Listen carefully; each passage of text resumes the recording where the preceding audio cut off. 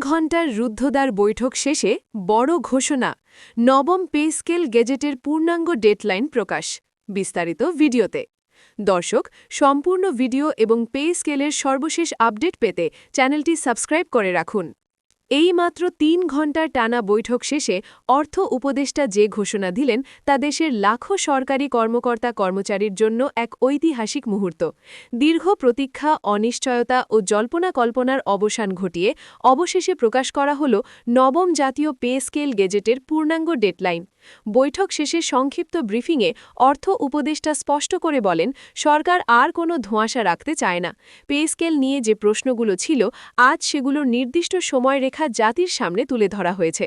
গত কয়েক মাস ধরে পে স্কেল নিয়ে সরকারি কর্মচারীদের মধ্যে যে চাপা ক্ষোভ জমে উঠছিল, এই ঘোষণাকে তার সরাসরি জবাব হিসেবেই দেখছেন সংশ্লিষ্টরা।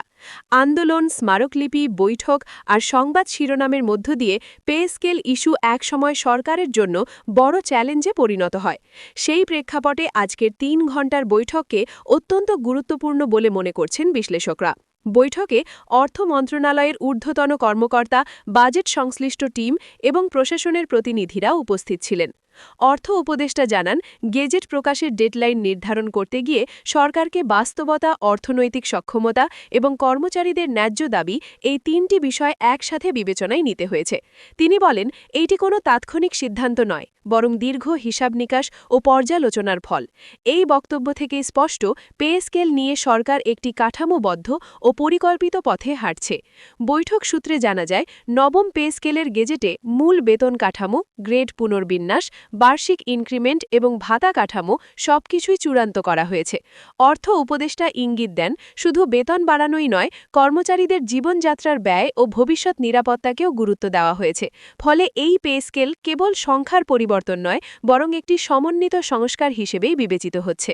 তিনি আরও বলেন, গেজেট প্রকাশের ডেডলাইন ঘোষণা মানেই বাস্তবায়নের পথে আর কোনো বাধা নেই। নির্ধারিত সময় গেজেট প্রকাশের পরপর তা পর্যায়ক্রমে কার্যকর করা হবে। এতে করে প্রশাসনের সব স্তরে এক ধরনের স্থিতিশীলতা ফিরবে বলে আশা করছে সরকার। দীর্ঘদিন ধরে যে অনিশ্চয়তা কাজ করছিল, এই ঘোষণার মধ্য দিয়ে সেটি অনেকটাই কাটবে। সরকারি কর্মচারীদের একাংশ এই ঘোষণাকে স্বস্তির নিঃশ্বাস হিসেবে দেখছেন, কারণ ডেডলাইন না থাকলে আশ্বাস অনেক সময় মূল্যহীন হয়ে পড়ে। আজ প্রথমবারের মতো একটি নির্দিষ্ট সময়সূচি সামনে আসায় তারা মনে করছেন সরকার সত্যি বিষয়টিকে গুরুত্ব দিচ্ছে। তবে কেউ কেউ এখনও পুরো গেজেট হাতে না পাওয়া পর্যন্ত চূড়ান্ত প্রতিক্রিয়া দিতে চান না, এমন কথাও শোনা যাচ্ছে।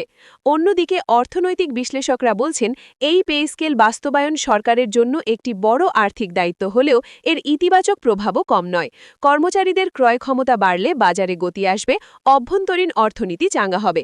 তবে সঠিক পরিকল্পনা ছাড়া এটি করলে বাজেটের ওপর চাপ পড়তে পারে, সেই বিষয়টিও সরকারকে মাথায় রাখতে হবে।